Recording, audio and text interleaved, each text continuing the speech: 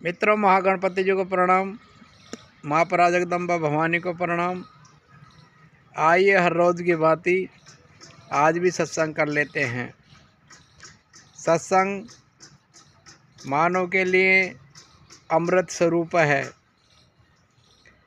इस सत्संग करने से, सत्संग सुनने से, संतों का संग करने से हमें ज्ञान की उत्पत्ति होती है।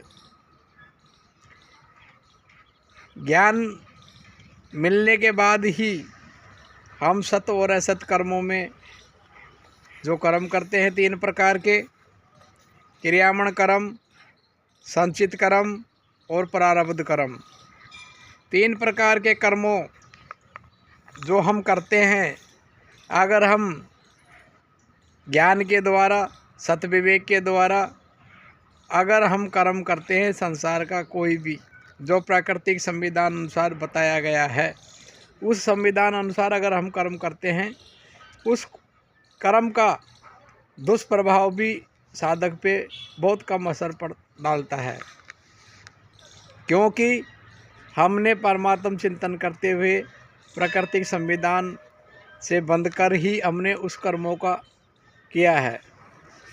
शुभ और अशुभ कर्म, इन 2 कर्मों में ये जीव बंधा हुआ रहता है।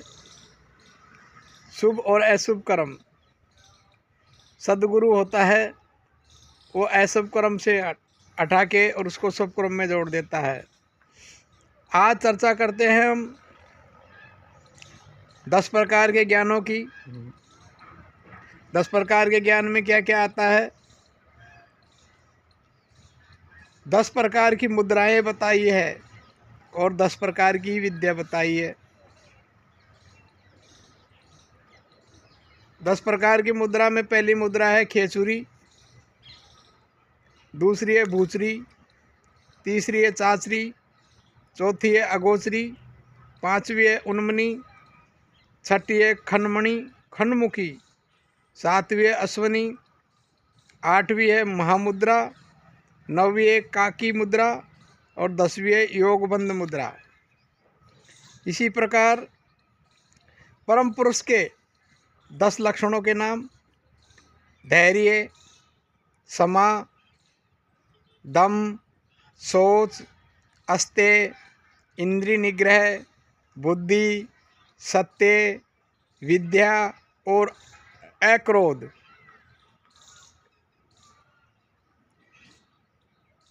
धर्म के 10 लक्षणों के नाम इस प्रकार है: अनादि, दूसरा है सूक्ष्म, तीसरा है सर्वव्यापी, चौथा है साक्षी, 5वां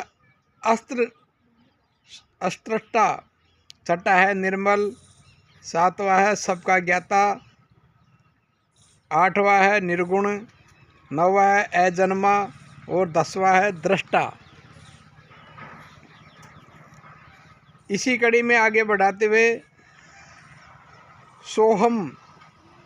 सोहम के 10 नाम और कैसे ये सोहम जो चीज़ है कैसे कार्य करता है। पहला है पुरुष, दूसरा है सहज, तीसरा है इच्छा, चौथा है मूल, 5वां है सोहंग, 6ठा है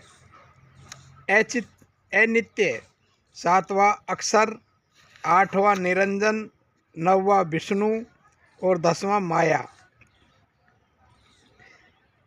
इसी कड़ी में